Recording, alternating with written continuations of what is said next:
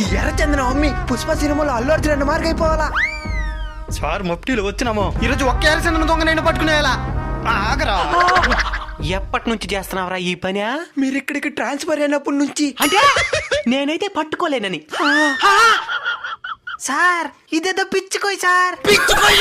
ఎర్రచందనం అనుకుని 5 కిలోమీటర్ల నుంచి మోసుకొస్తున్నాను సార్. ఎర్ర చంద్రం ఏదో కూడా తెలీదా? ఎర్ర చంద్రం అయితే నేను పుష్ప సినిమాలో అల్లు అర్జున్ అన్న మార్క్ కోటీశ్వరుడు అవ్వలేనా? ఎర్ర చంద్రాన్ని దొంగతనం చేసి ఎప్పుడు కావలేవు. ఎర్ర చంద్రానికి యజమాని అయితే అప్పుడు కోటీశ్వరుడు అవ్వగలవు. ఎర్రచందనానికి యజమాని వచ్చా ఎట్టా? నవీసాయి ప్రాజెక్టులో భూమిని కొంటే వాళ్ళ దాంట్లో ఎర్రచంద్ర మొక్కలు నాటి 12 సంవత్సరాల కంటికి రెప్పలా కాపాడి వాళ్ళే అమ్మి నేను కోటీశ్వరుని చేస్తారు. దీని ప్రభుత్వ అనుమతులు కూడా ఉంటాయి.